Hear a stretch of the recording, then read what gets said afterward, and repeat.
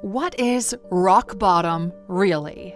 Perhaps it's sitting outside alone in the dark. You're broke, no friends or family to call, feeling mentally and physically sick, your addiction calling your name with no end in sight. Sounds pretty rock bottom, but how does one get there? It's scary to think about it this way, but sometimes all it takes is one bad decision. Pause, take a breath, and think carefully about these decisions. Some of the choices we're speaking about today could change your life forever. Here are 15 of the worst life decisions anyone can make. Welcome to Alux. First up, studying or doing something you hate, because it can change the trajectory of your life and put you on a path plagued with your personal misery. And that's a bit dramatic, sure, but anyone who's been in this position knows how hard it is to get out once you've started, once you've committed. It's your first foray into adulthood, and getting it wrong can make it feel like the whole next chapter of your life is spoiled. When you're spending upwards of 8 hours a day doing something you can't stand, it's really easy to become jaded, complacent, and depressed. Imagine spending years studying a subject that doesn't spark any joy or interest in you. It's not just about the dreary lectures and endless exams, it's about committing a big part of your life to something that doesn't fulfill you. Your choice can lead you to a career you're not passionate about and make every workday feel like a chore. You also stunt your professional growth and forget that you can be happy. You don't have to sacrifice your personal happiness for a paycheck. To buy a really expensive car. Who doesn't love a little bit of luxury, right? You know that we do. But one of the biggest mistakes emerging entrepreneurs make is to buy a car that is far more expensive than what they can afford. Unless you already have a top-of-the-range car, chances are someone actually being impressed by your car is kinda slim. Honestly, there's just a lot of really nice cars out there right now. You don't need to stand out that much. It's a continuously depreciating asset when you're actually using it, and it can eat away at a large chunk of your salary every month. It can send you into a debt hole that's hard to climb back out of, even if you try to sell it. If there's any place you need to stay within your means, it's your car. To max out multiple credit cards. That first credit card almost feels like free money, and annoyingly, no matter how many payments you make on it, what you owe never seems to go down. You barely even make a dent. That's because banks and credit card companies give you a maximum amount slightly above what you can afford to pay. That way, you always need to rely on your credit card to get you over the line for that month. Just because you have a maximum amount on your credit card doesn't mean you should max it out. The stress and anxiety that comes with maxing out one card to pay off another and then using another card to pay rent for groceries and other bills, it's just not worth it. Do not do this to yourself. And on a similar note, to skip out on paying your debt. The repercussions of not paying your debt for a few months can affect your life, your partner's life, and your financial freedom for years to come. You might think it's okay for just 1 or 2 months, but you become accustomed to having that little bit of extra disposable cash, so it can be really hard to scale back and start paying it off again. And it affects your credit score, so banks are more wary of giving you a mortgage, and you don't have access to money that you can reach for quickly in an emergency. To buy a house when a recession is hitting. For most people, it's a bad call to buy a house when a recession is looming. Buying a home often comes with a certain timeline. There's saving, there are thoughts of raising your family in the home, there's finding just the right place you want, so you're ready to go. So even though there are talks of a recession hitting, things seem good enough now. Big mistake. You might think you'll be okay because now you own your place, but banks hit you with crazy interest rates and all of the other hidden costs of buying a property comes creeping up. There's the uncertainty with work and rising costs of everything else. Your monthly expenses could triple, and even if you wanted to sell the house again, you'd take a loss because people can't pay top dollar during a recession. It's just so much better to wait in this case. Bide your time, be okay with renting a little while longer, and put your future self in a better financial position before you commit. To cheat on your partner. It's a terrible decision to cheat on your partner, and yet so many people still do it. It's not a mistake, it's an active choice. It's cruel, and it brings an unimaginable amount of pain and betrayal. And for most people, there is no coming back from it. No matter how hard you work to repair the relationship, that person is always going to know that if you had a choice between hurting them and not hurting them, you would choose the former if you thought it would benefit you. Cheating has ruined marriages, families, and futures, and it's one choice that you can walk away from and shut the door on. And on a similar note, to stay in a toxic relationship. Everyone thinks that they're going to be the ones who run away from a toxic relationship. You'll know when it's bad and you'll end it, no issues. Except it often takes something so extreme to realize your partner is treating you poorly, and by that time you're so trauma bonded to them that even though you know you should leave, you feel like you can't. The longer you delay leaving, the harder it becomes. Your courage only dissipates as time goes on, and so does your trust in yourself. Don't stay. It's not going to change, and you're not going to get braver as time goes on. Your best time to leave is right now. To drink and drive.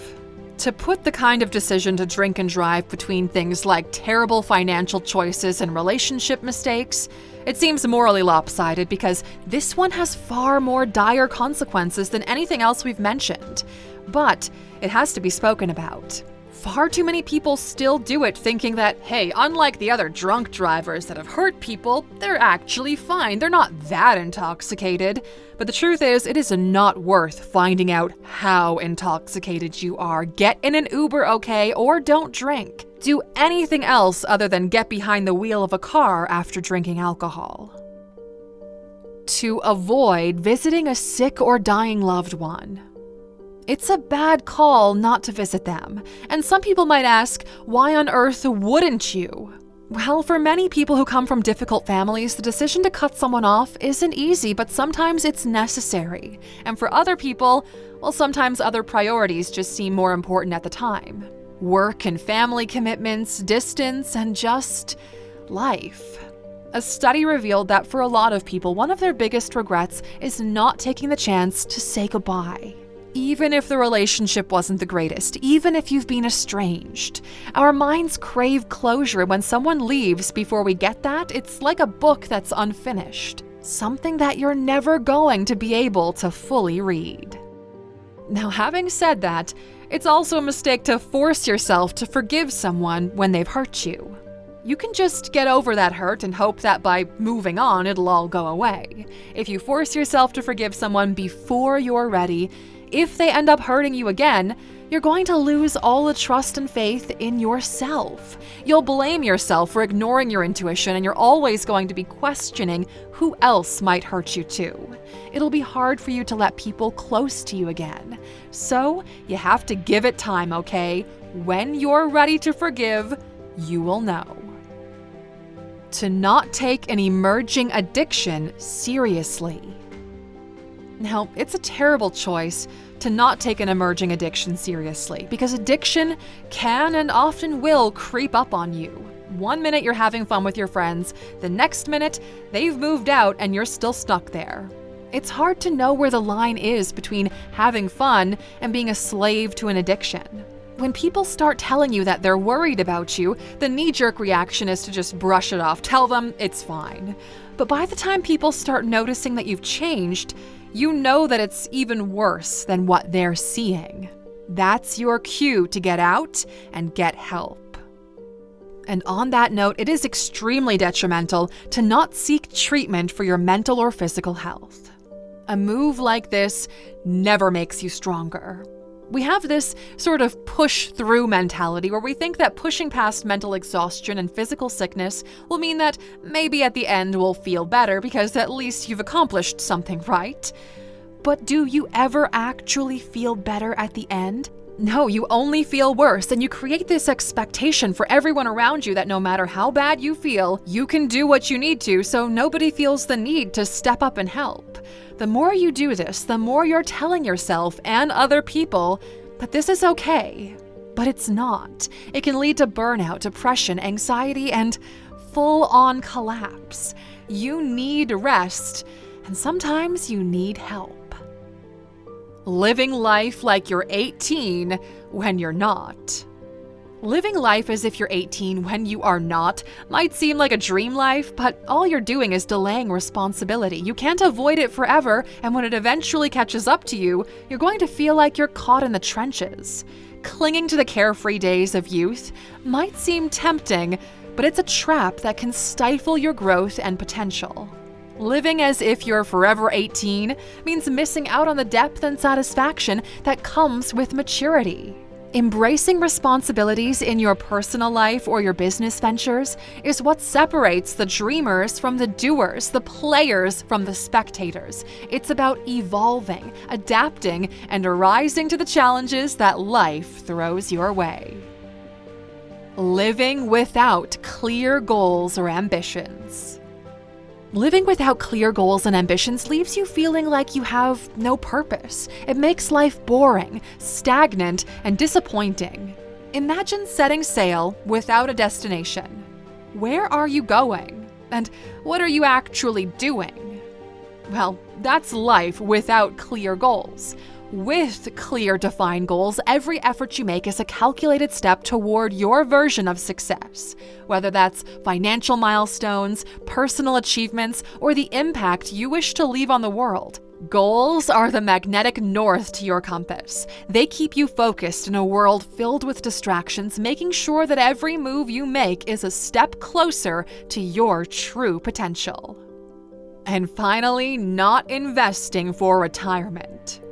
This is last, but absolutely not least. A terrible decision you can make is not investing for your retirement.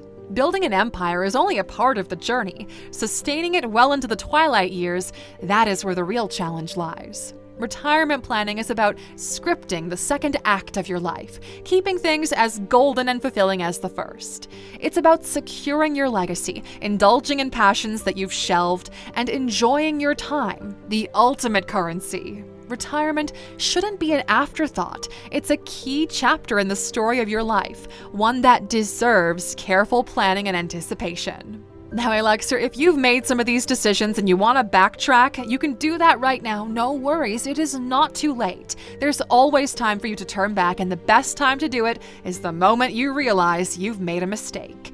So let's be honest here. What's the worst decision you've ever made, and how did you fix it? Drop your story in the comments. We love hearing from you. We'll see you next time, Alexer. Take care.